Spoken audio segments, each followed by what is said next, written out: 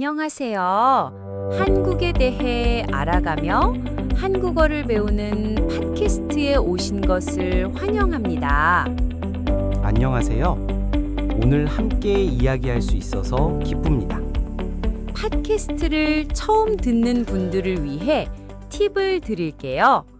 처음에는 내용이 어려워도 걱정하지 마세요. 그냥 편하게 흘려 들으세요. 그 다음에는 여러분의 언어로 된 번역 자막을 보면서 들어보세요. 마지막으로 모르는 단어와 표현을 정리하며 다시 들어보면 한국어 실력이 많이 늘 거예요. 오늘 주제는 한국의 치킨 브랜드 톱3와 각 브랜드의 맛 특징입니다. 한국에서 치킨은 정말 인기가 많아요. 먼저 간단한 퀴즈부터 시작해 볼까요? 좋은 아이디어네요.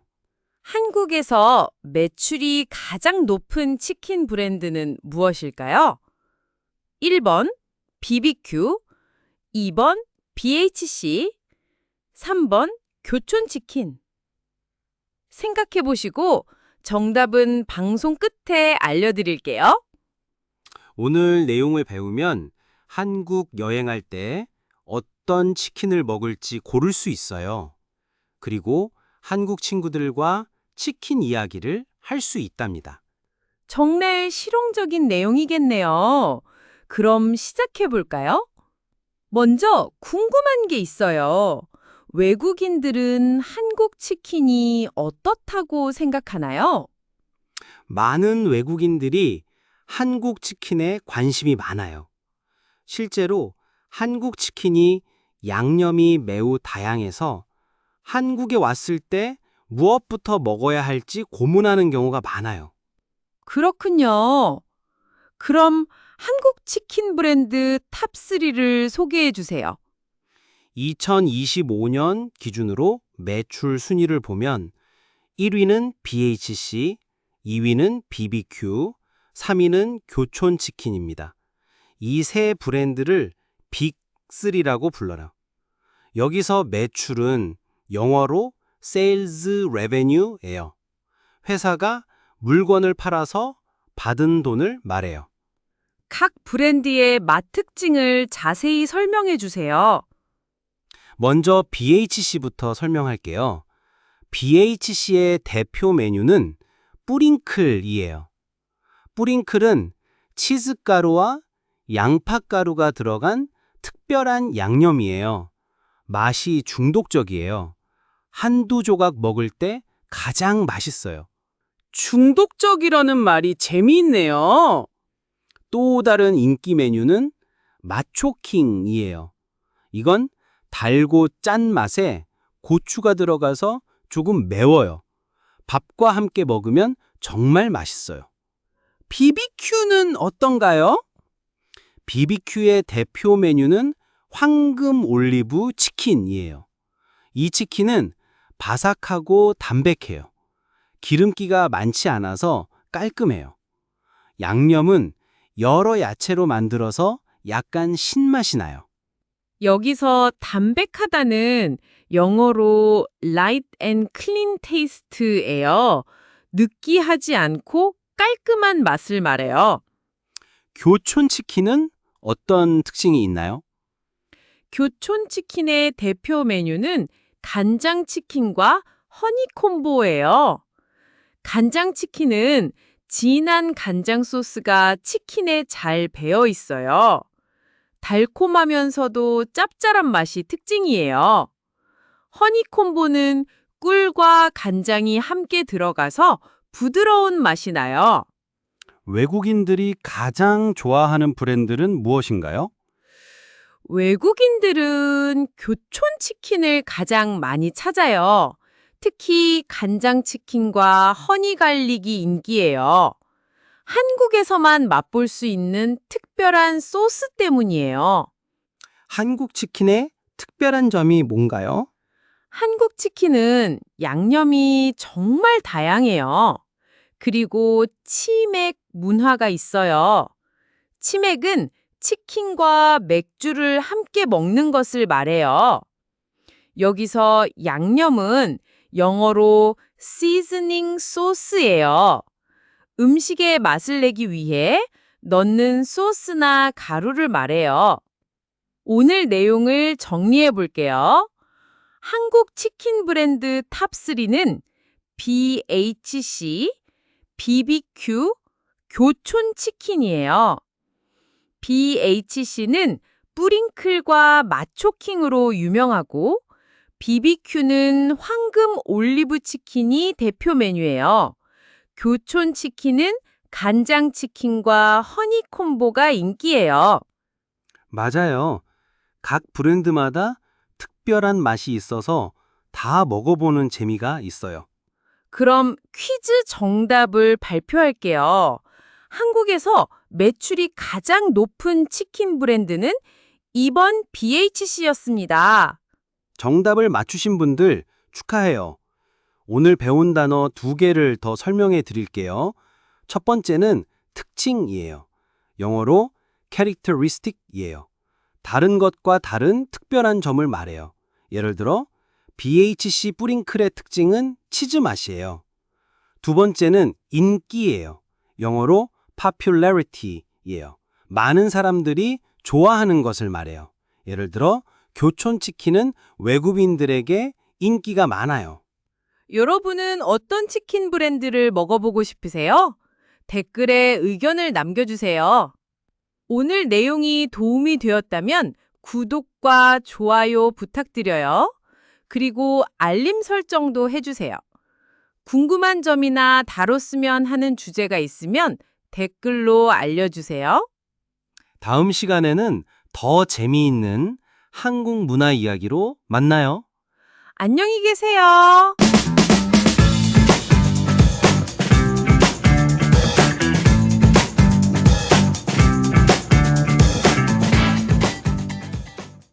안녕하세요. 여러분을 위한 한국어 학습 팟캐스트에 오신 것을 환영합니다. 저희는 다양한 주제를 통해 자연스럽게 한국어를 배우는 시간을 가져요. 팟캐스트를 듣는 방법을 알려드릴게요. 처음에는 이해가 안 되어도 편하게 들어보세요. 그 다음에 여러분의 언어로 된 번역 자막을 보면서 들어보세요. 마지막으로 모르는 단어와 표현을 정리하며 들어보면 한국어 실력이 많이 향상될 거예요. 네, 맞아요. 오늘도 재미있고 유익한 내용으로 함께해요. 오늘의 주제는 하버드 교수가 말하는 행복입니다. 정말 흥미로운 주제죠? 본격적으로 시작하기 전에 퀴즈 하나 내볼게요. 오, 퀴즈요. 재밌겠네요. 네, 문제입니다. 중세 신학자 토마스 아퀴나스가 말한 4가지 우상은 무엇일까요? 돈, 권력, 쾌락, 명예. 사랑, 돈, 시간, 건강. 성공, 명예, 행복, 평화. 돈, 시간, 사랑, 우정. 어떤 것이 정답일까요? 정답은 프로그램 마지막에 알려드릴게요. 어려운 문제네요. 여러분도 함께 생각해 보세요. 오늘 내용을 배우면 정말 좋은 점이 많아요. 진정한 행복이 무엇인지 알 수 있고, 성공의 진짜 의미도 깨달을 수 있어요. 그리고 어떻게 하면 더 만족스러운 삶을 살 수 있는지도 배울 거예요. 정말 기대되지 않나요? 네, 저도 정말 궁금해요. 많은 사람들이 행복에 대해 고민하잖아요. 그럼 이제 본격적으로 시작해 볼까요? 먼저 간단한 질문부터 해볼게요. 돈이 많으면 행복할까요? 많은 사람들이 그렇게 생각하죠. 하지만 하버드 교수의 연구에 따르면 그렇지 않아요. 사실 이것은 아주 큰 착각이에요. 착각이라고 하셨는데 어떤 의미인가요? 많은 사람들이 더 많은 돈이 나를 더 행복하게 만들 것이다 라고 생각해요. 하지만 이것은 파블로프의 개처럼 어릴 때부터 프로그래밍된 생각이에요. 파블로프는 러시아의 과학자예요.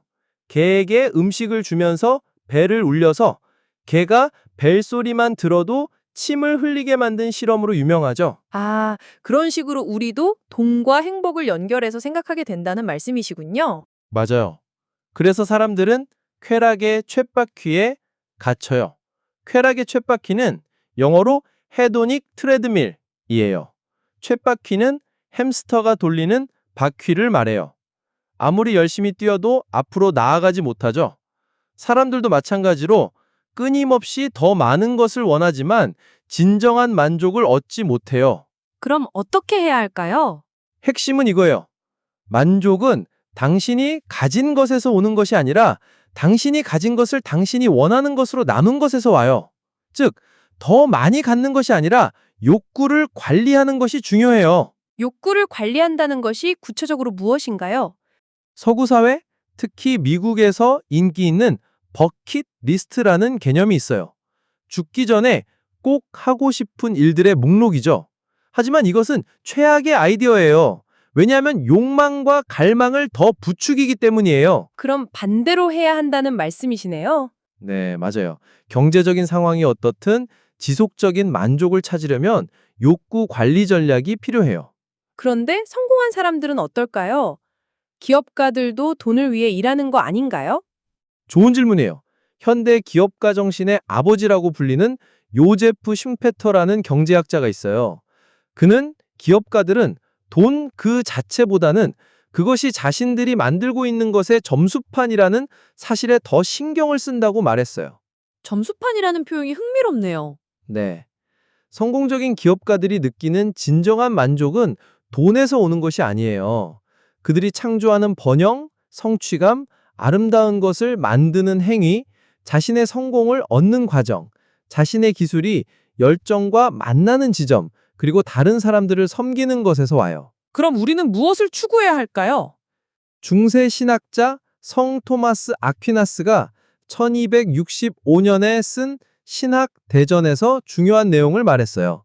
사람들이 삶에서 쫓는 4가지 우상이 있다고 했어요. 우상은 영어로 아이덜이에요. 사람들이 잘못 숭배하는 대상을 말해요. 4가지 우상이 무엇인가요? 돈, 권력, 쾌락, 명예예요. 명예는 영어로 오너인데 명성이나 위신을 뜻해요. 이 4가지는 결코 진정한 만족을 가져다 주지 않아요. 그럼 대신 무엇을 추구해야 하나요? 진정한 행복에 4가지 기둥이 있어요. 첫 번째는 신앙이에요. 신앙은 영어로 faith예요. 이것은 꼭 종교를 의미하는 것이 아니라 삶의 철학, 즉 자신보다 더 큰 초월적인 존재, 나 의미를 뜻해요. 나머지 3가지는 무엇인가요? 두 번째는 가족, 세 번째는 우정, 네 번째는 일이에요. 특히 일은 자신의 성공을 얻고 다른 사람들을 섬기는 2가지를 모두 포함하는 일을 말해요. 정말 인상적이네요. 신앙, 가족, 우정, 그리고 일.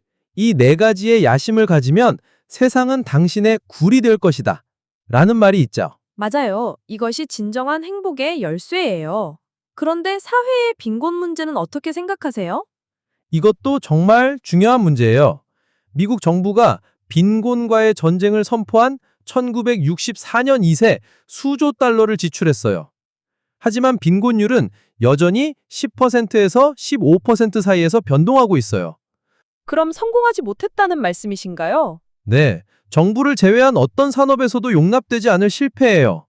빈곤과의 전쟁 프로그램은 사람들이 고통을 덜 느끼게 하는 데는 기여를 했어요. 빈곤이 더 견딜만하게 된 것은 사실이지만 빈곤이 더 쉽게 벗어날 수 있게 되지는 않았어요. 그럼 어떤 접근이 필요할까요? 행복은 자신의 능력으로 성공할 수 있다는 것, 자신의 열정을 이해하는 것에서 와요. 모든 사람이 자신의 삶을 스타트업으로 보고 주도적으로 개척해 나가야 해요. 스타트업이라는 표현이 흥미롭네요. 네.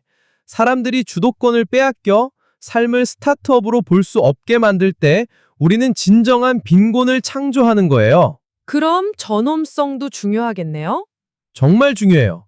전홈성은 영어로 dignity예요. 존경받을 가치가 있다는 것을 의미해요. 사람들은 필요하다고 느껴야 돼요. 필요하다는 것은 전홈성의 본줄이에요. 전홈성의 반대는 무엇인가요? 절망이에요. 절망은 영어로 despair예요. 희망을 잃고 포기하는 마음이에요. 그럼 빈곤층을 어떻게 봐야 할까요? 우리는 빈곤층을 관리해야 할 부채가 아니라 개발해야 할 자산으로 봐야 해요. 기업에서 직원을 자산으로 여기듯 빈곤층도 잠재력을 가진 자산으로 보고 개발해야 해요. 정말 새로운 관점이네요. 오늘 내용을 정리해 볼까요? 진정한 행복은 더 많이 갖는 것이 아니라 욕구를 관리하는 것에서 오고 돈, 권력, 쾌락, 명예라는 네 가지 우상을 쫓지 말고 신앙, 가족, 우정, 그리고 일이라는 네 가지 진정한 행복의 기둥을 추구해야 해요. 맞아요. 그리고 빈곤 문제도 단순히 돈을 주는 것이 아니라 사람들이 자신의 삶을 주도하고 전홈성을 느낄 수 있게 도와줘야 해요. 이제 퀴즈 정답을 발표할게요. 토마스 아퀴나스가 말한 네 가지 우상은 돈, 권력, 쾌락, 명예였어요. 정답은 첫 번째였습니다. 마치신 분들 축하드려요. 그리고 오늘 배운 단어 중에서 두 개를 더 설명해 드릴게요. 첫 번째는 초월적이에요. 영어로는 transcendent예요. 일반적인 경험이나 물질적인 것을 넘어서는 것을 의미해요. 예를 들어 그는 초월적인 경험을 했다라고 할 수 있어요. 두 번째는 잠재력이에요. 영어로는 potential이에요. 아직 나타나지 않았지만 앞으로 발전할 수 있는 가능성을 말해요. 그 학생은 잠재력이 많다처럼 사용할 수 있어요. 오늘 내용과 관련해서 여러분은 어떤 것이 진정한 행복이라고 생각하시나요? 그리고 여러분만의 행복 비법이 있다면 댓글에 남겨주세요. 네, 정말 궁금해요. 여러분의 다양한 의견을 듣고 싶어요. 오늘 내용이 도움이 되었다면 구독, 좋아요, 알림 설정 부탁드려요. 그리고 궁금한 점이나 다루었으면 하는 주제가 있으면 댓글에 남겨주세요. 네, 여러분의 소중한 의견을 기다리고 있을게요. 그럼 오늘은 여기까지 하겠습니다. 안녕히 계세요. 안녕히 계세요.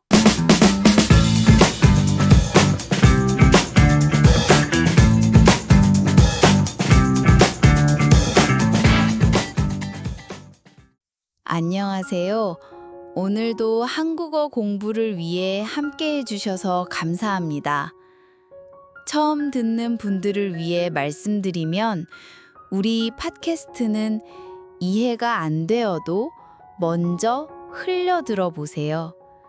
그 다음에 자막을 보면서 듣고 마지막으로 모르는 단어와 표현을 정리하면서 들어보세요. 그러면 한국어 실력이 많이 향상될 거예요. 네, 맞습니다. 오늘 주제는 한국의 기부 문화입니다. 정말 좋은 주제네요. 그런데 기부 문화를 배우면 어떤 점이 좋을까요? 한국 사람들의 마음을 더 잘 이해할 수 있어요.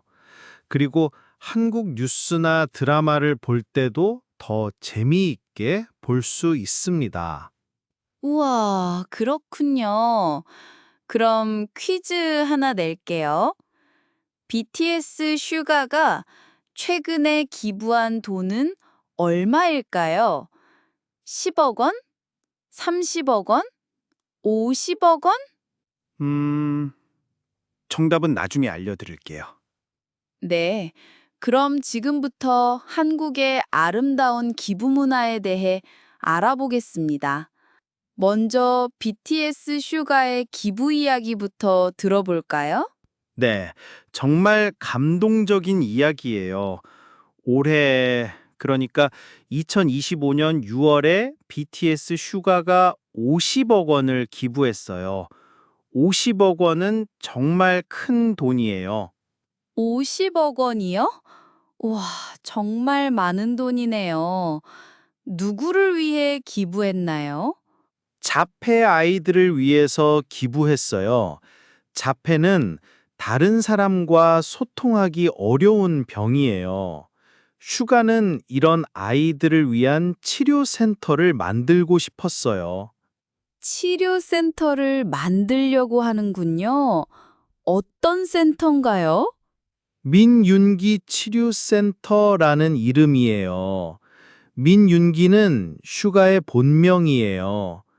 이 센터에서는 아이들이 말하기 연습도 하고 마음 치료도 받을 수 있어요. 정말 좋은 일이네요. 그런데 슈가만 기부한 건 아니죠? 맞아요. 슈가의 팬들도 함께 기부했어요. 하루 만에 2억 원, 4일 만에 3억 원을 모았어요. 팬들도 정말 대단해요. 팬들이 이렇게 빨리 기부하다니 정말 놀라워요. 그럼 한국 사람들은 기부를 많이 하나요? 네, 한국 사람들은 기부를 많이 해요. 2023년에 전체 기부금이 16조 원이었어요. 16조 원은 정말 큰 돈이에요. 16조 원이요? 정말 많네요. 한국 사람들은 왜 기부를 하나요? 여러 가지 이유가 있어요. 첫 번째는 시민의 책임 때문이에요. 시민의 책임은 사회의 구성원으로서 해야 할 일이라는 뜻이에요. 두 번째는 어려운 사람들을 도와주고 싶어서예요. 아, 그렇군요. 그런데 한국만의 특별한 기부 문화가 있나요? 네, 있어요. 한국에는 쌀 화환 문화가 있어요.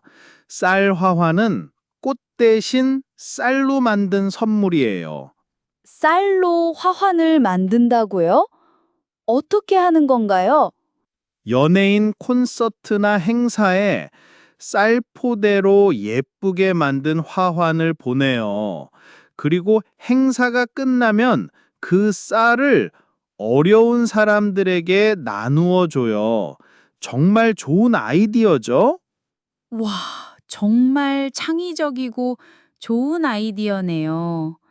그리고 한국 사람들은 익명 기부도 많이 해요. 익명은 이름을 말하지 않는다는 뜻이에요. 조용히 기부하는 것을 좋아해요. 왜 이름을 말하지 않고 기부하나요? 한국 사람들은 겸손을 중요하게 생각해요. 겸손은 자랑하지 않고 조용히 하는 것이에요. 오른손이 한 일을 왼손이 모르게 하라는 말도 있어요. 한국 연예인들도 기부를 많이 하나요? 네, 정말 많이 해요. 예를 들어 배우 장나라는 130억 원을 기부했어요. 가수 아이유도 25억 원 이상 기부했어요. 우와, 정말 많은 돈을 기부하네요. 연예인들이 기부하면 어떤 일이 일어나나요? 연예인이 기부하면 팬들도 따라서 기부해요. 이것을 팬덤 기부라고 해요. 팬덤은 팬들의 모임이에요. 팬덤 기부요? 어떻게 하는 건가요?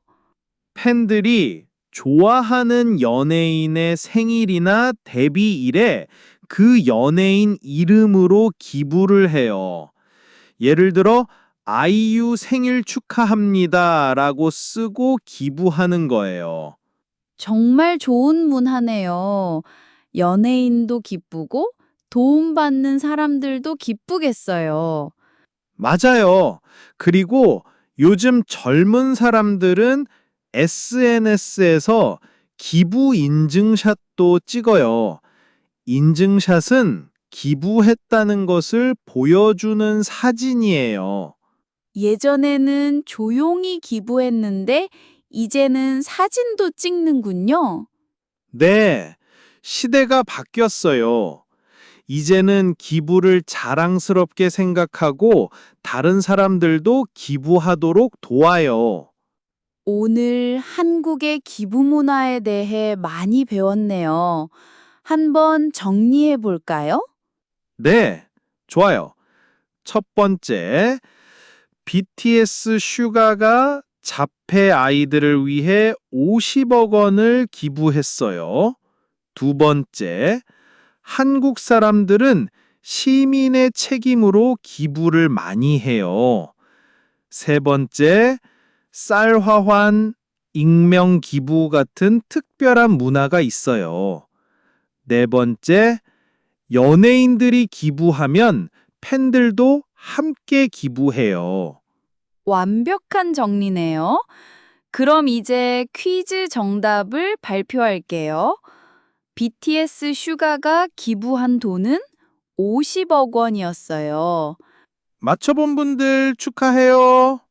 오늘 배운 단어 중에서 어려운 단어 2개를 더 설명해 드릴게요.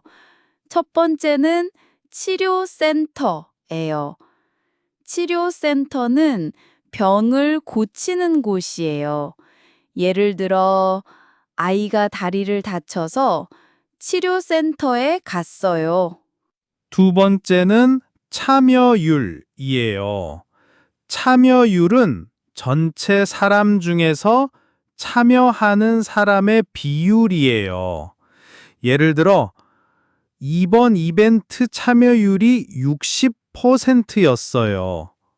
여러분 나라에는 어떤 기부 문화가 있나요? 한국의 기부 문화와 비슷한가요? 다른가요?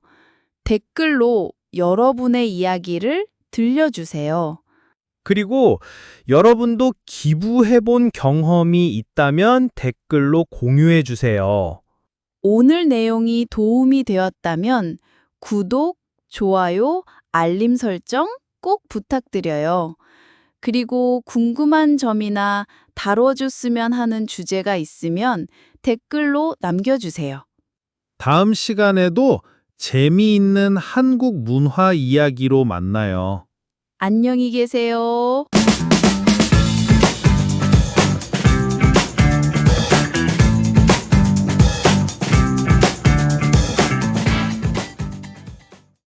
안녕하세요. 여러분과 함께하는 한국 문화 이야기 시간입니다. 오늘은 한국의 식사 예절에 대해 알아볼 거예요. 외국 분들이 가장 궁금해하는 주제 중 하나죠. 시작하기에 전에 퀴즈 하나 낼게요. 한국에서 밥그릇은 사람을 기준으로 어디에 놓을까요? 1번 왼쪽, 2번 오른쪽. 정답은 나중에 알려드릴게요. 네, 오늘 한국 식사 예절을 배우면 한국 사람들과 함께 식사할 때 더 자연스럽게 행동할 수 있어요. 그리고 한국 사람들이 예의 바르다고 생각할 거예요. 한국의 아름다운 전통 문화도 이해할 수 있고요. 그럼 바로 시작해 볼까요? 오늘 한국 식사 예절 전문가 한 분을 모시고 얘기 나눠볼게요. 안녕하세요. 첫 번째 질문, 한국 식사 예절에서 가장 중요한 것은 무엇인가요? 한국 식사예절에서 가장 중요한 것은 어른에 대한 존중이에요. 한국은 유교 문화의 영향으로 연장자를 매우 존중해요. 구체적으로 어떻게 해야 하나요? 먼저 어른이 앉기 전에 젊은 사람이 먼저 앉으면 안 돼요. 그리고 어른을 상석에 모셔야 해요. 상석이 어디예요? 출입문에서 가장 먼 곳, 즉 가장 안쪽 자리예요. 가장 편한 자리죠. 아, 그럼 식사를 시작할 때는 어떻게 해야 하나요? 어른이 먼저 수저를 들고 식사를 시작해야 해요. 그 다음에 젊은 사람들이 시작하는 거예요.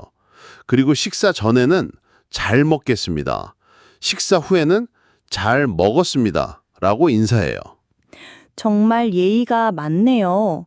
그럼 수저 사용법은 어떤가요? 한국 사람들은 숟가락과 젓가락을 동시에 한 손에 쥐지 않아요. 밥과 국은 숟가락으로, 반찬은 젓가락으로 먹어요. 그럼 숟가락을 쓸 때는 젓가락은 어디에 두나요? 상 위에 가지런히 놔요. 젓가락을 쓸 때는 숟가락을 상 위에 두고요.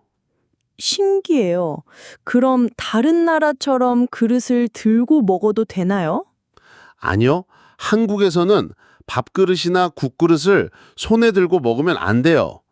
이건 정말 중요한 예절이에요. 왜 안 되나요? 옛날에는 이런 행동이 구걸꾼을 연상시켜서 교양이 없다고 생각했어요. 그리고 한국 그릇은 무겁고 뜨거워서 실용적으로도 불편해요. 웃음. 실용적인 이유도 있었네요. 그럼 절대 하면 안 되는 행동이 또 있나요? 네. 숟가락을 밥그릇에 꽂아두면 안 돼요. 이건 장례식을 연상시켜요. 그럼 정말 조심해야겠네요. 그리고 음식을 뒤적거리거나 골라 먹으면 안 돼요. 여러 명이 함께 먹는 찌개에 자신의 수저를 넣는 것도 불결하게 여겨져요. 식사할 때 자세는 어떻게 해야 하나요? 허리를 펴고 바르게 앉아야 해요. 그리고 음식을 먹을 때 소리를 내지 않고 입을 다물고 씹어야 해요. 식사가 끝나면 어떻게 하나요? 여기서도 어른을 먼저 생각해야 해요. 어른이 식사를 끝내기 전에 먼저 일어서면 안 돼요. 정말 배려 깊은 문화네요. 맞아요.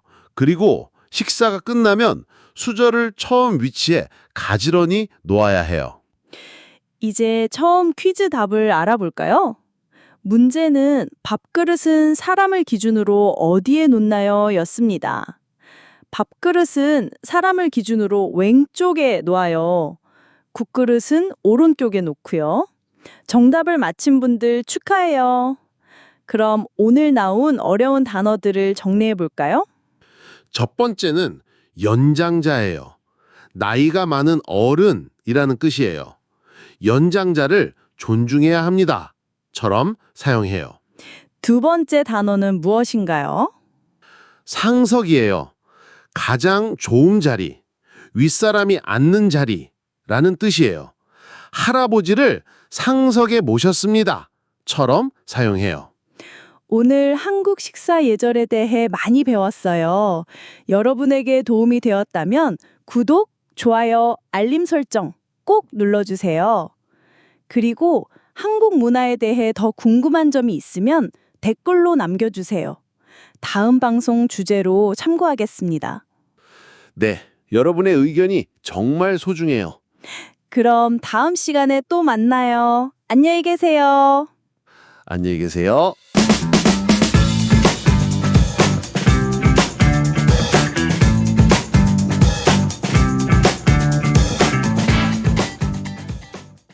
안녕하세요. 한국에 대해 알아가며 한국어를 배우는 팟캐스트에 오신 것을 환영합니다. 안녕하세요. 이 팟캐스트를 듣는 방법을 알려드릴게요. 처음에는 이해가 안 되어도 괜찮으니까 그냥 흘려들으세요.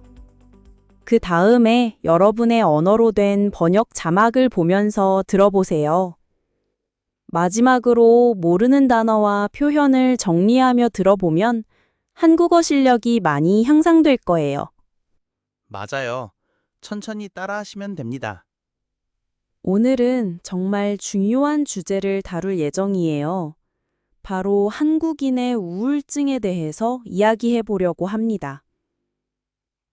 네, 한국 사회에서 매우 심각한 문제이죠. 먼저 간단한 퀴즈를 내볼게요. 한국은 OECD 국가 중에서 우울증 유병률이 몇 위일까요? 1위, 5위, 3위. 정답은 나중에 알려드릴게요. 네. 그리고 오늘 이 내용을 배우면 한국 사회를 더 깊이 이해할 수 있을 거예요. 한국 사람들이 어떤 어려움을 겪고 있는지, 왜 이런 문제가 생겼는지 알 수 있어요. 맞습니다. 한국어를 배우는 것뿐만 아니라 한국 문화와 사회를 이해하는 데도 도움이 될 거예요. 그럼 시작해 볼까요? 먼저 기본적인 것부터 물어보고 싶어요. 한국의 우울증 상황이 어떤가요? 한국의 우울증 상황은 정말 심각해요. 한국은 OECD 국가 중에서 우울증 유병률이 1위예요. 유병률은 영어로 prevalence라고 하는데 질병에 걸린 사람의 비율을 말해요. 1위라니 정말 놀라워요.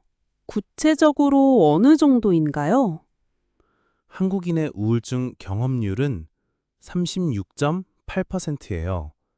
이건 한국 사람 10명 중에 4명이 우울증이나 우울감을 경험한다는 뜻이에요. 10명 중 4명이요? 정말 많네요. 다른 나라와 비교하면 어떤가요? 스웨덴이 30%, 멕시코와 호주가 27.6%, 미국이 23.5%예요. 한국이 훨씬 높죠.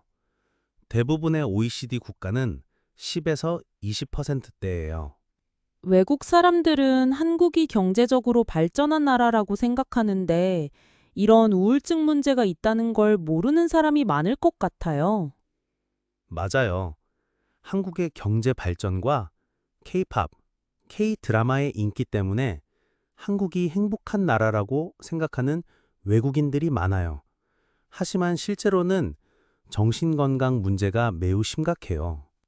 그럼 한국 사람들은 치료를 많이 받나요? 안타깝게도 치료율이 매우 낮아요. 미국 같은 선진국의 치료율은 66%인데 한국은 11%밖에 안 돼요. 11%요? 왜 이렇게 낮은 거죠? 여러 이유가 있어요. 첫 번째는 정신질환에 대한 사회적 오명이 있어요. 오명은 영어로 스티그마라고 하는데 사람들이 정신질환을 부끄러운 것으로 생각한다는 뜻이에요. 그래서 많은 사람들이 치료받는 것을 꺼려해요. 아, 그래서 도움을 요청하지 않는 거군요. 네, 맞아요. 또 다른 이유는 유교적 문화 때문이에요. 한국에서는 감정을 자유롭게 표현하는 것이 무례하다고 생각하는 경우가 많아요. 그래서 우울증을 직접 말하지 않고 두통이나 소화불량 같은 신체적 증상으로 표현하는 경우가 많아요. 신체적 증상으로요? 흥미롭네요. 그럼 어떤 연령대가 가장 문제인가요? 모든 연령대가 문제이지만 특히 20대가 가장 많아요. 2022년 기준으로 우울증 환자 수가 100만 명을 넘었는데 20대가 가장 많고 특히 20대 여성의 증가율이 매우 높아요. 20대요? 젊은 사람들이 왜 이렇게 우울한 거죠?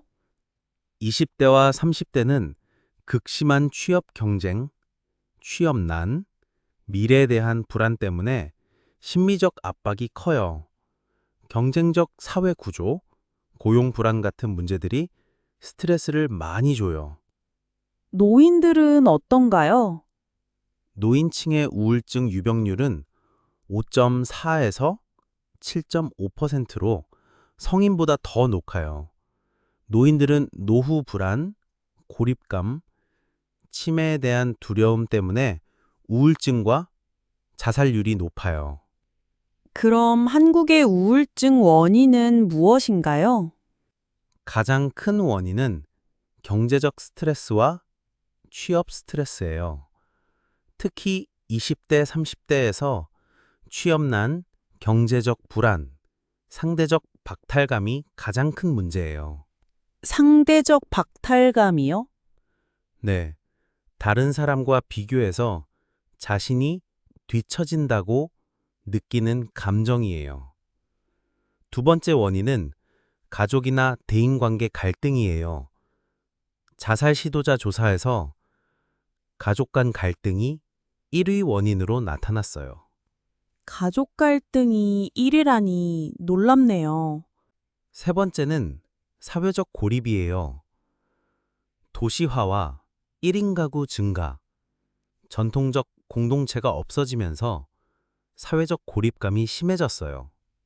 맞아요. 혼자 사는 사람들이 정말 많아졌어요. 네, 맞아요. 그리고 생물학적 요인도 있어요. 우울증은 유전적 소인이 있어서 가족 중에 우울증 환자가 있으면 위험이 2에서 3배 높아져요.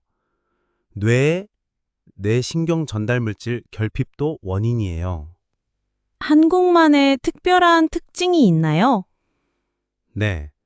한국인은 신체 증상 호소가 많아요.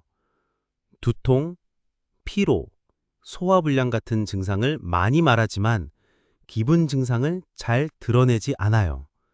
이것도 감정 표현을 억제하는 문화 때문이에요. 그럼 해결책은 무엇인가요? 정부도 이 문제의 심각성을 알고 정책을 바꾸려고 해요.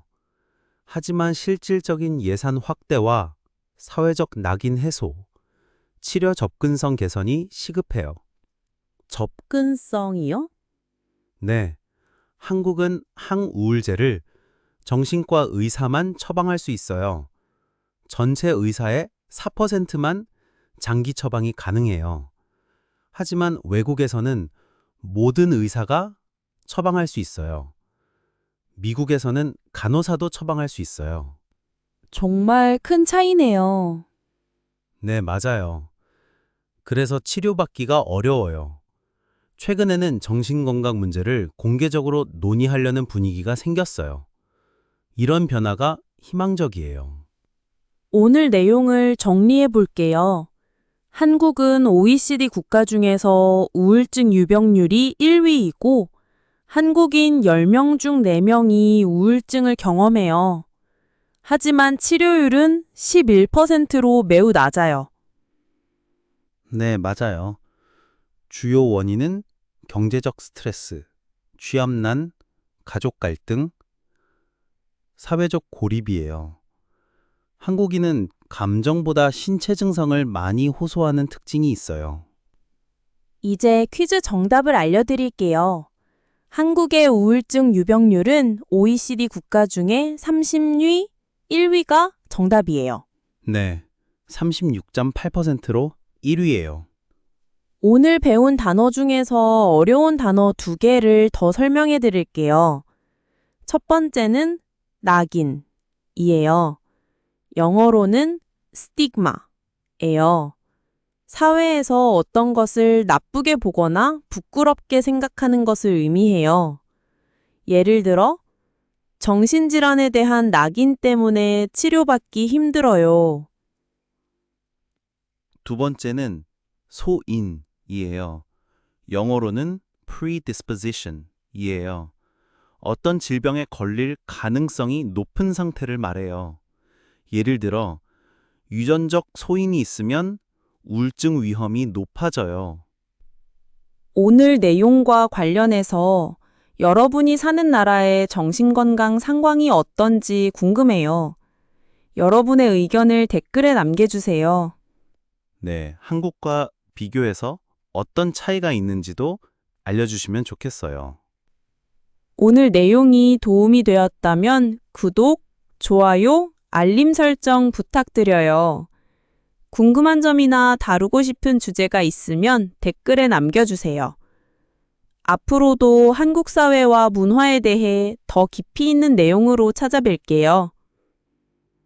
안녕히 계세요.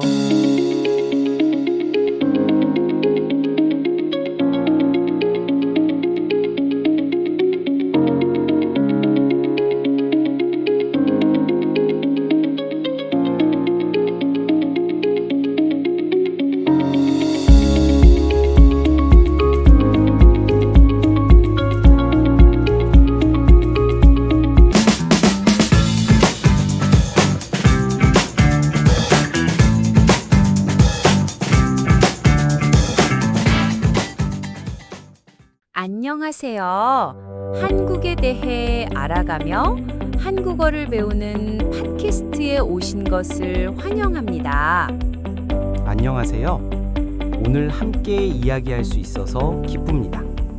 팟캐스트를 처음 듣는 분들을 위해 팁을 드릴게요. 처음에는 내용이 어려워도 걱정하지 마세요. 그냥 편하게 흘려 들으세요. 그 다음에는 여러분의 언어로 된 번역 자막을 보면서 들어보세요. 마지막으로 모르는 단어와 표현을 정리하며 다시 들어보면 한국어 실력이 많이 늘 거예요. 오늘 주제는 한국의 치킨 브랜드 톱3와 각 브랜드의 맛 특징입니다. 한국에서 치킨은 정말 인기가 많아요. 먼저 간단한 퀴즈부터 시작해 볼까요? 좋은 아이디어네요. 한국에서 매출이 가장 높은 치킨 브랜드는 무엇일까요? 1번 BBQ, 2번 BHC, 3번 교촌치킨. 생각해 보시고 정답은 방송 끝에 알려드릴게요. 오늘 내용을 배우면 한국 여행할 때 어떤 치킨을 먹을지 고를 수 있어요. 그리고 한국 친구들과 치킨 이야기를 할 수 있답니다. 정말 실용적인 내용이겠네요. 그럼 시작해 볼까요? 먼저 궁금한 게 있어요. 외국인들은 한국 치킨이 어떻다고 생각하나요?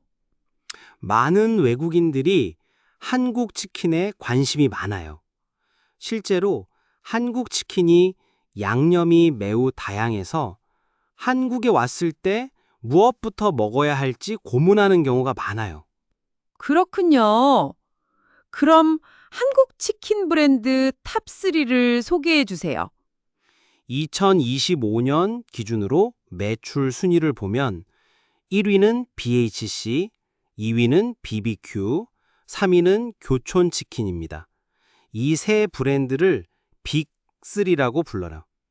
여기서 매출은 영어로 Sales Revenue예요. 회사가 물건을 팔아서 받은 돈을 말해요. 각 브랜드의 맛 특징을 자세히 설명해 주세요. 먼저 BHC부터 설명할게요. BHC의 대표 메뉴는 뿌링클이에요. 뿌링클은 치즈가루와 양파가루가 들어간 특별한 양념이에요. 맛이 중독적이에요. 한두 조각 먹을 때 가장 맛있어요. 중독적이라는 말이 재미있네요. 또 다른 인기 메뉴는 마초킹이에요. 이건 달고 짠 맛에 고추가 들어가서 조금 매워요. 밥과 함께 먹으면 정말 맛있어요. BBQ는 어떤가요? BBQ의 대표 메뉴는 황금 올리브 치킨이에요. 이 치킨은 바삭하고 담백해요. 기름기가 많지 않아서 깔끔해요. 양념은 여러 야채로 만들어서 약간 신맛이 나요. 여기서 담백하다는 영어로 light and clean taste예요. 느끼하지 않고 깔끔한 맛을 말해요. 교촌치킨은 어떤 특징이 있나요? 교촌치킨의 대표 메뉴는 간장치킨과 허니콤보예요. 간장치킨은 진한 간장 소스가 치킨에 잘 배어 있어요. 달콤하면서도 짭짤한 맛이 특징이에요. 허니콤보는 꿀과 간장이 함께 들어가서 부드러운 맛이 나요. 외국인들이 가장 좋아하는 브랜드는 무엇인가요? 외국인들은 교촌치킨을 가장 많이 찾아요. 특히 간장치킨과 허니갈릭이 인기예요. 한국에서만 맛볼 수 있는 특별한 소스 때문이에요. 한국 치킨의 특별한 점이 뭔가요? 한국 치킨은 양념이 정말 다양해요. 그리고 치맥 문화가 있어요. 치맥은 치킨과 맥주를 함께 먹는 것을 말해요. 여기서 양념은 영어로 seasoning sauce예요. 음식의 맛을 내기 위해 넣는 소스나 가루를 말해요. 오늘 내용을 정리해 볼게요. 한국 치킨 브랜드 탑3는 BHC, BBQ, 교촌치킨이에요. BHC는 뿌링클과 마초킹으로 유명하고 BBQ는 황금 올리브 치킨이 대표 메뉴예요. 교촌치킨은 간장치킨과 허니콤보가 인기예요. 맞아요. 각 브랜드마다 특별한 맛이 있어서 다 먹어보는 재미가 있어요. 그럼 퀴즈 정답을 발표할게요. 한국에서 매출이 가장 높은 치킨 브랜드는 2번 BHC였습니다. 정답을 맞추신 분들 축하해요. 오늘 배운 단어 2개를 더 설명해 드릴게요. 첫 번째는 특징이에요. 영어로 characteristic이에요. 다른 것과 다른 특별한 점을 말해요. 예를 들어 BHC 뿌링클의 특징은 치즈 맛이에요. 두 번째는 인기예요. 영어로 popularity예요. 많은 사람들이 좋아하는 것을 말해요. 예를 들어 교촌치킨은 외국인들에게 인기가 많아요. 여러분은 어떤 치킨 브랜드를 먹어보고 싶으세요? 댓글에 의견을 남겨주세요. 오늘 내용이 도움이 되었다면 구독과 좋아요 부탁드려요. 그리고 알림 설정도 해주세요. 궁금한 점이나 다뤘으면 하는 주제가 있으면 댓글로 알려주세요. 다음 시간에는 더 재미있는 한국 문화 이야기로 만나요. 안녕히 계세요.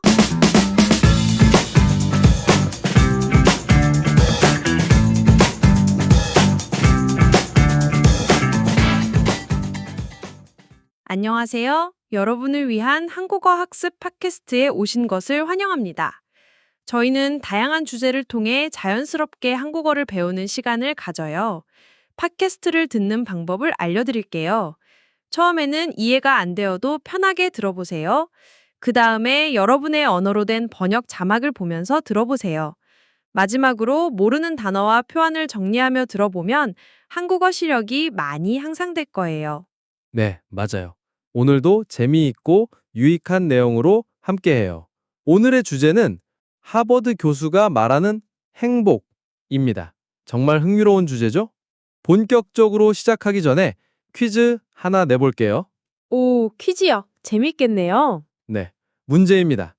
중세 신학자 토마스 아퀴나스가 말한 4가지 우상은 무엇일까요? 돈, 권력, 쾌락, 명예. 사랑, 돈, 시간, 건강. 성공, 명예, 행복, 평화. 돈, 시간, 사랑, 우정. 어떤 것이 정답일까요? 정답은 프로그램 마지막에 알려드릴게요. 어려운 문제네요. 여러분도 함께 생각해 보세요. 오늘 내용을 배우면 정말 좋은 점이 많아요. 진정한 행복이 무엇인지 알 수 있고, 성공의 진짜 의미도 깨달을 수 있어요. 그리고 어떻게 하면 더 만족스러운 삶을 살 수 있는지도 배울 거예요. 정말 기대되지 않나요? 네, 저도 정말 궁금해요. 많은 사람들이 행복에 대해 고민하잖아요. 그럼 이제 본격적으로 시작해 볼까요? 먼저 간단한 질문부터 해볼게요. 돈이 많으면 행복할까요? 많은 사람들이 그렇게 생각하죠. 하지만 하버드 교수의 연구에 따르면 그렇지 않아요. 사실 이것은 아주 큰 착각이에요. 착각이라고 하셨는데 어떤 의미인가요? 많은 사람들이 더 많은 돈이 나를 더 행복하게 만들 것이다 라고 생각해요. 하지만 이것은 파블로프의 개처럼 어릴 때부터 프로그래밍된 생각이에요. 파블로프는 러시아의 과학자예요. 개에게 음식을 주면서 배를 울려서 개가 벨소리만 들어도 침을 흘리게 만든 실험으로 유명하죠. 아, 그런 식으로 우리도 돈과 행복을 연결해서 생각하게 된다는 말씀이시군요. 맞아요. 그래서 사람들은 쾌락의 쳇바퀴에 갇혀요. 쾌락의 쳇바퀴는 영어로 헤도닉 트레드밀이에요. 쳇바퀴는 햄스터가 돌리는 바퀴를 말해요. 아무리 열심히 뛰어도 앞으로 나아가지 못하죠. 사람들도 마찬가지로 끊임없이 더 많은 것을 원하지만 진정한 만족을 얻지 못해요. 그럼 어떻게 해야 할까요? 핵심은 이거예요. 만족은 당신이 가진 것에서 오는 것이 아니라 당신이 가진 것을 당신이 원하는 것으로 남은 것에서 와요. 즉, 더 많이 갖는 것이 아니라 욕구를 관리하는 것이 중요해요. 욕구를 관리한다는 것이 구체적으로 무엇인가요? 서구 사회, 특히 미국에서 인기 있는 버킷 리스트라는 개념이 있어요. 죽기 전에 꼭 하고 싶은 일들의 목록이죠. 하지만 이것은 최악의 아이디어예요. 왜냐하면 욕망과 갈망을 더 부추기기 때문이에요. 그럼 반대로 해야 한다는 말씀이시네요. 네, 맞아요. 경제적인 상황이 어떻든 지속적인 만족을 찾으려면 욕구 관리 전략이 필요해요. 그런데 성공한 사람들은 어떨까요? 기업가들도 돈을 위해 일하는 거 아닌가요? 좋은 질문이에요. 현대 기업가 정신의 아버지라고 불리는 요제프 슈페터라는 경제학자가 있어요. 그는 기업가들은 돈 그 자체보다는 그것이 자신들이 만들고 있는 것의 점수판이라는 사실에 더 신경을 쓴다고 말했어요. 점수판이라는 표현이 흥미롭네요. 네. 성공적인 기업가들이 느끼는 진정한 만족은 돈에서 오는 것이 아니에요. 그들이 창조하는 번영, 성취감, 아름다운 것을 만드는 행위, 자신의 성공을 얻는 과정, 자신의 기술이 열정과 만나는 지점, 그리고 다른 사람들을 섬기는 것에서 와요. 그럼 우리는 무엇을 추구해야 할까요? 중세 신학자 성 토마스 아퀴나스가 1265년에 쓴 신학 대전에서 중요한 내용을 말했어요. 사람들이 삶에서 쫓는 4가지 우상이 있다고 했어요. 우상은 영어로 아이덜이에요. 사람들이 잘못 숭배하는 대상을 말해요. 4가지 우상이 무엇인가요? 돈, 권력, 쾌락, 명예예요. 명예는 영어로 오너인데 명성이나 위신을 뜻해요. 이 4가지는 결코 진정한 만족을 가져다 주지 않아요. 그럼 대신 무엇을 추구해야 하나요? 진정한 행복에 4가지 기둥이 있어요. 첫 번째는 신앙이에요. 신앙은 영어로 faith예요. 이것은 꼭 종교를 의미하는 것이 아니라 삶의 철학, 즉 자신보다 더 큰 초월적인 존재, 나 의미를 뜻해요. 나머지 3가지는 무엇인가요? 두 번째는 가족, 세 번째는 우정, 네 번째는 일이에요. 특히 일은 자신의 성공을 얻고 다른 사람들을 섬기는 2가지를 모두 포함하는 일을 말해요. 정말 인상적이네요. 신앙, 가족, 우정, 그리고 일. 이 4가지의 야심을 가지면 세상은 당신의 굴이 될 것이다. 라는 말이 있죠. 맞아요. 이것이 진정한 행복의 열쇠예요. 그런데 사회의 빈곤 문제는 어떻게 생각하세요? 이것도 정말 중요한 문제예요. 미국 정부가 빈곤과의 전쟁을 선포한 1964년 이새 수조 달러를 지출했어요. 하지만 빈곤율은 여전히 10%에서 15% 사이에서 변동하고 있어요. 그럼 성공하지 못했다는 말씀이신가요? 네, 정부를 제외한 어떤 산업에서도 용납되지 않을 실패예요. 빈곤과의 전쟁 프로그램은 사람들이 고통을 덜 느끼게 하는 데는 기여를 했어요. 빈곤이 더 견딜만하게 된 것은 사실이지만 빈곤이 더 쉽게 벗어날 수 있게 되지는 않았어요. 그럼 어떤 접근이 필요할까요? 행복은 자신의 능력으로 성공할 수 있다는 것, 자신의 열정을 이해하는 것에서 와요. 모든 사람이 자신의 삶을 스타트업으로 보고 주도적으로 개척해 나가야 해요. 스타트업이라는 표현이 흥미롭네요. 네.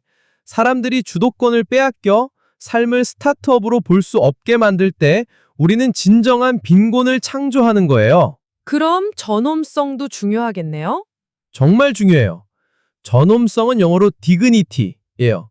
존경받을 가치가 있다는 것을 의미해요. 사람들은 필요하다고 느껴야 돼요. 필요하다는 것은 전홈성의 본줄이에요. 전hom성의 반대는 무엇인가요? 절망이에요. 절망은 영어로 despair예요. 희망을 잃고 포기하는 마음이에요. 그럼 빈곤층을 어떻게 봐야 할까요? 우리는 빈곤층을 관리해야 할 부채가 아니라 개발해야 할 자산으로 봐야 해요. 기업에서 직원을 자산으로 여기듯 빈곤층도 잠재력을 가진 자산으로 보고 개발해야 해요. 정말 새로운 관점이네요. 오늘 내용을 정리해 볼까요? 진정한 행복은 더 많이 갖는 것이 아니라 욕구를 관리하는 것에서 오고 돈, 권력, 쾌락, 명예라는 4가지 우상을 쫓지 말고 신앙, 가족, 우정, 그리고 일이라는 4가지 진정한 행복의 기둥을 추구해야 해요. 맞아요. 그리고 빈곤 문제도 단순히 돈을 주는 것이 아니라 사람들이 자신의 삶을 주도하고 전홈성을 느낄 수 있게 도와줘야 해요. 이제 퀴즈 정답을 발표할게요. 토마스 아퀴나스가 말한 4가지 우상은 돈, 권력, 쾌락, 명예였어요. 정답은 첫 번째였습니다. 마치신 분들 축하드려요. 그리고 오늘 배운 단어 중에서 두 개를 더 설명해 드릴게요. 첫 번째는 초월적이에요. 영어로는 transcendent예요. 일반적인 경험이나 물질적인 것을 넘어서는 것을 의미해요. 예를 들어, 그는 초월적인 경험을 했다 라고 할 수 있어요. 두 번째는 잠재력이에요. 영어로는 potential이에요. 아직 나타나지 않았지만 앞으로 발전할 수 있는 가능성을 말해요. 그 학생은 잠재력이 많다처럼 사용할 수 있어요. 오늘 내용과 관련해서 여러분은 어떤 것이 진정한 행복이라고 생각하시나요? 그리고 여러분만의 행복 비법이 있다면 댓글에 남겨주세요. 네, 정말 궁금해요. 여러분의 다양한 의견을 듣고 싶어요. 오늘 내용이 도움이 되었다면 구독, 좋아요, 알림 설정 부탁드려요. 그리고 궁금한 점이나 다루었으면 하는 주제가 있으면 댓글에 남겨주세요. 네, 여러분의 소중한 의견을 기다리고 있을게요. 그럼 오늘은 여기까지 하겠습니다. 안녕히 계세요. 안녕히 계세요.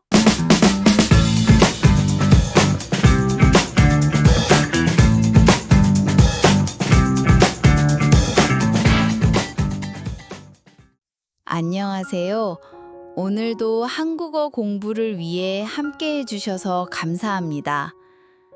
처음 듣는 분들을 위해 말씀드리면 우리 팟캐스트는 이해가 안 되어도 먼저 흘려 들어보세요.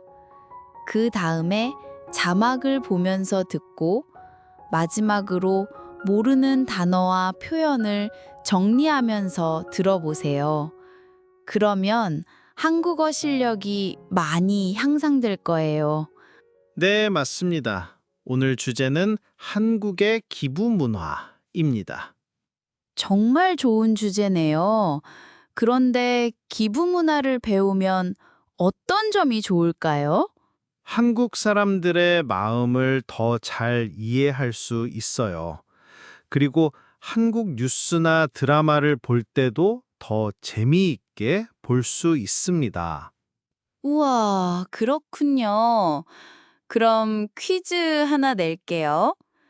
BTS 슈가가 최근에 기부한 돈은 얼마일까요? 10억 원? 30억 원? 50억 원? 정답은 나중에 알려드릴게요. 네. 그럼 지금부터 한국의 아름다운 기부 문화에 대해 알아보겠습니다. 먼저 BTS 슈가의 기부 이야기부터 들어볼까요? 네, 정말 감동적인 이야기예요. 올해, 그러니까 2025년 6월에 BTS 슈가가 50억 원을 기부했어요. 50억 원은 정말 큰 돈이에요. 50억 원이요? 와, 정말 많은 돈이네요. 누구를 위해 기부했나요? 자폐 아이들을 위해서 기부했어요. 자폐는 다른 사람과 소통하기 어려운 병이에요. 슈가는 이런 아이들을 위한 치료센터를 만들고 싶었어요. 치료센터를 만들려고 하는군요. 어떤 센터인가요? 민윤기 치료센터라는 이름이에요. 민윤기는 슈가의 본명이에요. 이 센터에서는 아이들이 말하기 연습도 하고 마음 치료도 받을 수 있어요. 정말 좋은 일이네요. 그런데 슈가만 기부한 건 아니죠? 맞아요. 슈가의 팬들도 함께 기부했어요. 하루 만에 2억 원, 4일 만에 3억 원을 모았어요. 팬들도 정말 대단해요. 팬들이 이렇게 빨리 기부하다니 정말 놀라워요. 그럼 한국 사람들은 기부를 많이 하나요? 네, 한국 사람들은 기부를 많이 해요. 2023년에 전체 기부금이 16조 원이었어요. 16조 원은 정말 큰 돈이에요. 16조 원이요? 정말 많네요. 한국 사람들은 왜 기부를 하나요? 여러 가지 이유가 있어요. 첫 번째는 시민의 책임 때문이에요. 시민의 책임은 사회의 구성원으로서 해야 할 일이라는 뜻이에요. 두 번째는 어려운 사람들을 도와주고 싶어서예요. 아, 그렇군요. 그런데 한국만의 특별한 기부 문화가 있나요? 네, 있어요. 한국에는 쌀 화환 문화가 있어요. 쌀 화환은 꽃 대신 쌀로 만든 선물이에요. 쌀로 화환을 만든다고요? 어떻게 하는 건가요? 연예인 콘서트나 행사에 쌀 포대로 예쁘게 만든 화환을 보내요. 그리고 행사가 끝나면 그 쌀을 어려운 사람들에게 나누어 줘요. 정말 좋은 아이디어죠? 와, 정말 창의적이고 좋은 아이디어네요. 그리고 한국 사람들은 익명 기부도 많이 해요. 익명은 이름을 말하지 않는다는 뜻이에요. 조용히 기부하는 것을 좋아해요. 왜 이름을 말하지 않고 기부하나요? 한국 사람들은 겸손을 중요하게 생각해요. 겸손은 자랑하지 않고 조용히 하는 것이에요. 오른손이 한 일을 왼손이 모르게 하라는 말도 있어요. 한국 연예인들도 기부를 많이 하나요? 네, 정말 많이 해요. 예를 들어 배우 장나라는 130억 원을 기부했어요. 가수 아이유도 25억 원 이상 기부했어요. 우와, 정말 많은 돈을 기부하네요. 연예인들이 기부하면 어떤 일이 일어나나요? 연예인이 기부하면 팬들도 따라서 기부해요. 이것을 팬덤 기부라고 해요. 팬덤은 팬들의 모임이에요. 팬덤 기부요? 어떻게 하는 건가요? 팬들이 좋아하는 연예인의 생일이나 데뷔일에 그 연예인 이름으로 기부를 해요. 예를 들어 아이유 생일 축하합니다 라고 쓰고 기부하는 거예요. 정말 좋은 문화네요. 연예인도 기쁘고 도움받는 사람들도 기쁘겠어요. 맞아요. 그리고 요즘 젊은 사람들은 SNS에서 기부 인증샷도 찍어요. 인증샷은 기부했다는 것을 보여주는 사진이에요. 예전에는 조용히 기부했는데 이제는 사진도 찍는군요. 네, 시대가 바뀌었어요. 이제는 기부를 자랑스럽게 생각하고 다른 사람들도 기부하도록 도와요. 오늘 한국의 기부 문화에 대해 많이 배웠네요. 한번 정리해 볼까요? 네, 좋아요. 첫 번째, BTS 슈가가 자폐 아이들을 위해 50억 원을 기부했어요. 두 번째, 한국 사람들은 시민의 책임으로 기부를 많이 해요.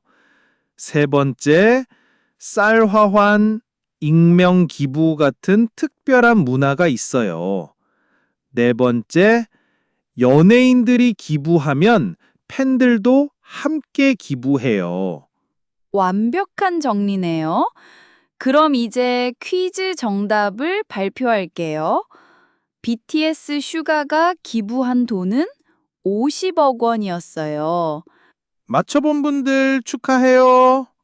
오늘 배운 단어 중에서 어려운 단어 2개를 더 설명해 드릴게요.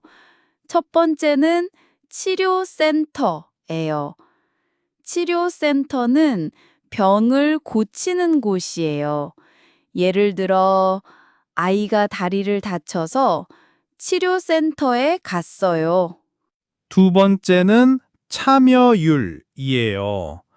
참여율은 전체 사람 중에서 참여하는 사람의 비율이에요. 예를 들어, 이번 이벤트 참여율이 60%였어요. 여러분 나라에는 어떤 기부 문화가 있나요? 한국의 기부 문화와 비슷한가요? 다른가요? 댓글로 여러분의 이야기를 들려주세요. 그리고 여러분도 기부해본 경험이 있다면 댓글로 공유해 주세요. 오늘 내용이 도움이 되었다면 구독, 좋아요, 알림 설정 꼭 부탁드려요.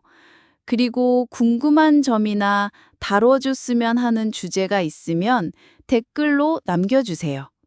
다음 시간에도 재미있는 한국 문화 이야기로 만나요. 안녕히 계세요.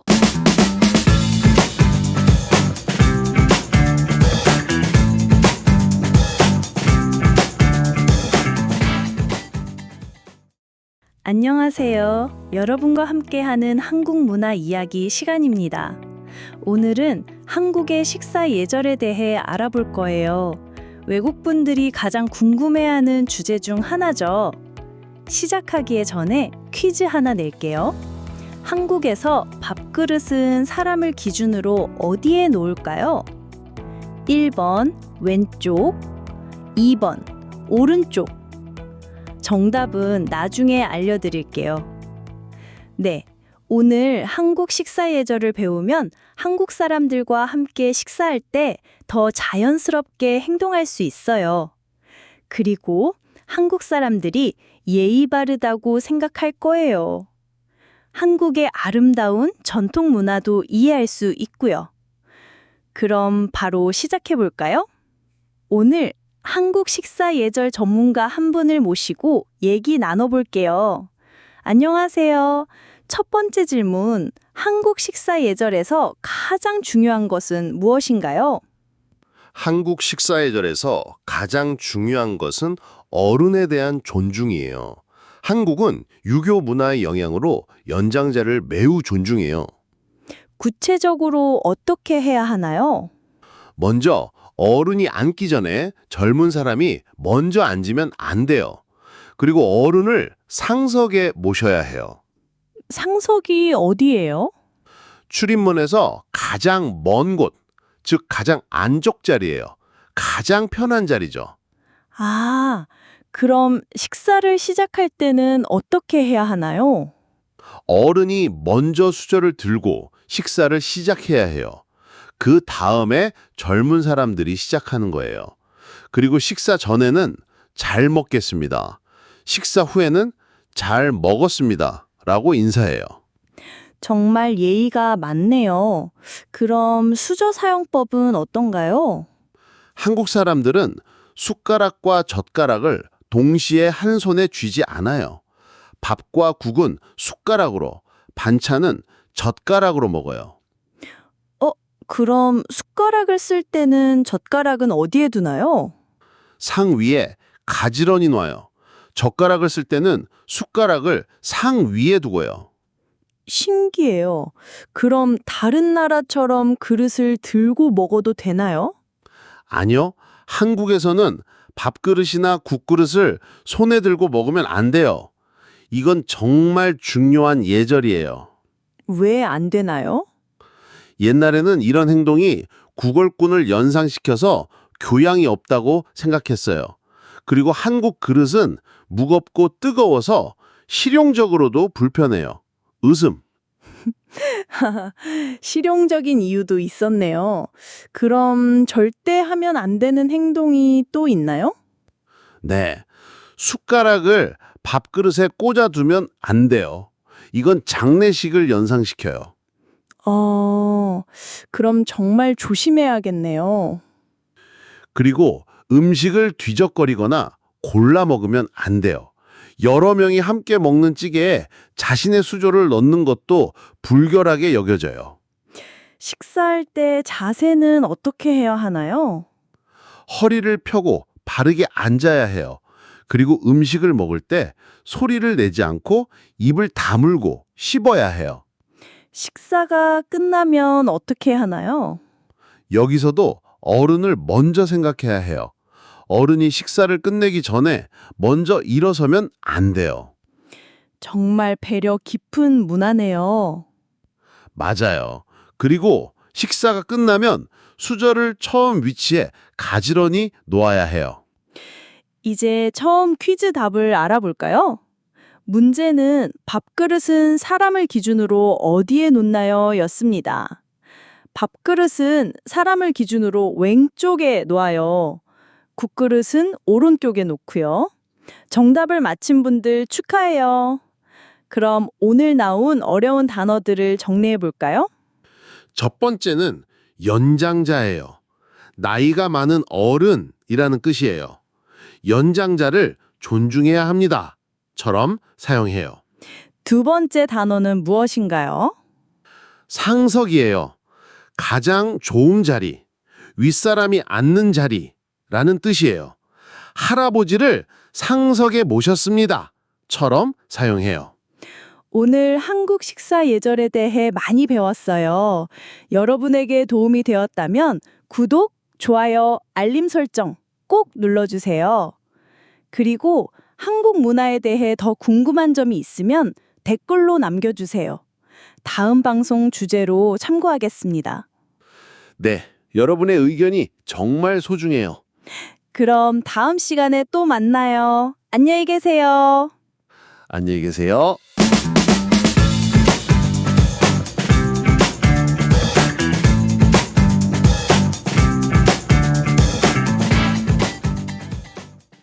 안녕하세요. 한국에 대해 알아가며 한국어를 배우는 팟캐스트에 오신 것을 환영합니다. 안녕하세요. 이 팟캐스트를 듣는 방법을 알려드릴게요. 처음에는 이해가 안 되어도 괜찮으니까 그냥 흘려들으세요. 그 다음에 여러분의 언어로 된 번역 자막을 보면서 들어보세요. 마지막으로 모르는 단어와 표현을 정리하며 들어보면 한국어 실력이 많이 향상될 거예요. 맞아요. 천천히 따라하시면 됩니다. 오늘은 정말 중요한 주제를 다룰 예정이에요. 바로 한국인의 우울증에 대해서 이야기해 보려고 합니다. 네, 한국 사회에서 매우 심각한 문제이죠. 먼저 간단한 퀴즈를 내볼게요. 한국은 OECD 국가 중에서 우울증 유병률이 몇 위일까요? 1위, 5위, 3위. 정답은 나중에 알려드릴게요. 네. 그리고 오늘 이 내용을 배우면 한국 사회를 더 깊이 이해할 수 있을 거예요. 한국 사람들이 어떤 어려움을 겪고 있는지, 왜 이런 문제가 생겼는지 알 수 있어요. 맞습니다. 한국어를 배우는 것뿐만 아니라 한국 문화와 사회를 이해하는 데도 도움이 될 거예요. 그럼 시작해 볼까요? 먼저 기본적인 것부터 물어보고 싶어요. 한국의 우울증 상황이 어떤가요? 한국의 우울증 상황은 정말 심각해요. 한국은 OECD 국가 중에서 우울증 유병률이 1위예요. 유병률은 영어로 prevalence라고 하는데 질병에 걸린 사람의 비율을 말해요. 1위라니 정말 놀라워요. 구체적으로 어느 정도인가요? 한국인의 우울증 경험률은 36.8%예요. 이건 한국 사람 10명 중에 4명이 우울증이나 우울감을 경험한다는 뜻이에요. 10명 중 4명이요? 정말 많네요. 다른 나라와 비교하면 어떤가요? 스웨덴이 30%, 멕시코와 호주가 27.6%, 미국이 23.5%예요. 한국이 훨씬 높죠. 대부분의 OECD 국가는 10에서 20%대예요. 외국 사람들은 한국이 경제적으로 발전한 나라라고 생각하는데 이런 우울증 문제가 있다는 걸 모르는 사람이 많을 것 같아요. 맞아요. 한국의 경제 발전과 K-팝, K-드라마의 인기 때문에 한국이 행복한 나라라고 생각하는 외국인들이 많아요. 하지만 실제로는 정신건강 문제가 매우 심각해요. 그럼 한국 사람들은 치료를 많이 받나요? 안타깝게도 치료율이 매우 낮아요. 미국 같은 선진국의 치료율은 66%인데 한국은 11%밖에 안 돼요. 11%요? 왜 이렇게 낮은 거죠? 여러 이유가 있어요. 첫 번째는 정신질환에 대한 사회적 오명이 있어요. 오명은 영어로 스티그마라고 하는데 사람들이 정신질환을 부끄러운 것으로 생각한다는 뜻이에요. 그래서 많은 사람들이 치료받는 것을 꺼려해요. 아, 그래서 도움을 요청하지 않는 거군요. 네, 맞아요. 또 다른 이유는 유교적 문화 때문이에요. 한국에서는 감정을 자유롭게 표현하는 것이 무례하다고 생각하는 경우가 많아요. 그래서 우울증을 직접 말하지 않고 두통이나 소화불량 같은 신체적 증상으로 표현하는 경우가 많아요. 신체적 증상으로요? 흥미롭네요. 그럼 어떤 연령대가 가장 문제인가요? 모든 연령대가 문제이지만 특히 20대가 가장 많아요. 2022년 기준으로 우울증 환자 수가 100만 명을 넘었는데 20대가 가장 많고 특히 20대 여성의 증가율이 매우 높아요. 20대요? 젊은 사람들이 왜 이렇게 우울한 거죠? 20대와 30대는 극심한 취업 경쟁, 취업난, 미래에 대한 불안 때문에 심리적 압박이 커요. 경쟁적 사회 구조, 고용 불안 같은 문제들이 스트레스를 많이 줘요. 노인들은 어떤가요? 노인층의 우울증 유병률은 5.4에서 7.5%로 성인보다 더 높아요. 노인들은 노후 불안, 고립감, 치매에 대한 두려움 때문에 우울증과 자살률이 높아요. 그럼 한국의 우울증 원인은 무엇인가요? 가장 큰 원인은 경제적 스트레스와 취업 스트레스예요. 특히 20대, 30대에서 취업난, 경제적 불안, 상대적 박탈감이 가장 큰 문제예요. 상대적 박탈감이요? 네, 다른 사람과 비교해서 자신이 뒤처진다고 느끼는 감정이에요. 두 번째 원인은 가족이나 대인관계 갈등이에요. 자살 시도자 조사에서 가족 간 갈등이 1위 원인으로 나타났어요. 가족 갈등이 1위라니 놀랍네요. 세 번째는 사회적 고립이에요. 도시화와 1인 가구 증가, 전통적 공동체가 없어지면서 사회적 고립감이 심해졌어요. 맞아요. 혼자 사는 사람들이 정말 많아졌어요. 네, 맞아요. 그리고 생물학적 요인도 있어요. 우울증은 유전적 소인이 있어서 가족 중에 우울증 환자가 있으면 위험이 2에서 3배 높아져요. 뇌의 뇌신경 전달 물질 결핍도 원인이에요. 한국만의 특별한 특징이 있나요? 네. 한국인은 신체 증상 호소가 많아요. 두통, 피로, 소화불량 같은 증상을 많이 말하지만 기분 증상을 잘 드러내지 않아요. 이것도 감정 표현을 억제하는 문화 때문이에요. 그럼 해결책은 무엇인가요? 정부도 이 문제의 심각성을 알고 정책을 바꾸려고 해요. 하지만 실질적인 예산 확대와 사회적 낙인 해소, 치료 접근성 개선이 시급해요. 접근성이요? 네, 한국은 항우울제를 정신과 의사만 처방할 수 있어요. 전체 의사의 4%만 장기 처방이 가능해요. 하지만 외국에서는 모든 의사가 처방할 수 있어요. 미국에서는 간호사도 처방할 수 있어요. 정말 큰 차이네요. 네, 맞아요. 그래서 치료받기가 어려워요. 최근에는 정신건강 문제를 공개적으로 논의하려는 분위기가 생겼어요. 이런 변화가 희망적이에요. 오늘 내용을 정리해 볼게요. 한국은 OECD 국가 중에서 우울증 유병률이 1위이고 한국인 10명 중 4명이 우울증을 경험해요. 하지만 치료율은 11%로 매우 낮아요. 네, 맞아요. 주요 원인은 경제적 스트레스, 취업난, 가족 갈등, 사회적 고립이에요. 한국인은 감정보다 신체 증상을 많이 호소하는 특징이 있어요. 이제 퀴즈 정답을 알려드릴게요.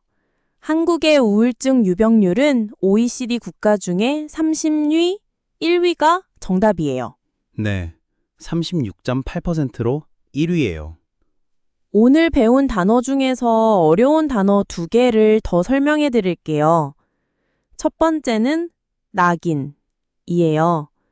영어로는 스티그마예요. 사회에서 어떤 것을 나쁘게 보거나 부끄럽게 생각하는 것을 의미해요. 예를 들어, 정신질환에 대한 낙인 때문에 치료받기 힘들어요. 두 번째는 소인이에요. 영어로는 predisposition이에요. 어떤 질병에 걸릴 가능성이 높은 상태를 말해요. 예를 들어, 유전적 소인이 있으면 우울증 위험이 높아져요.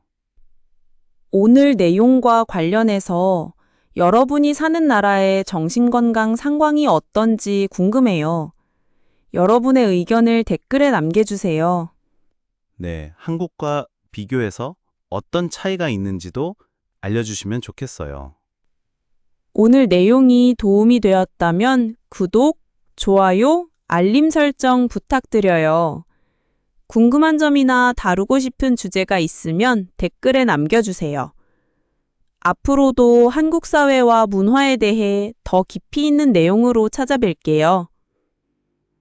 안녕히 계세요.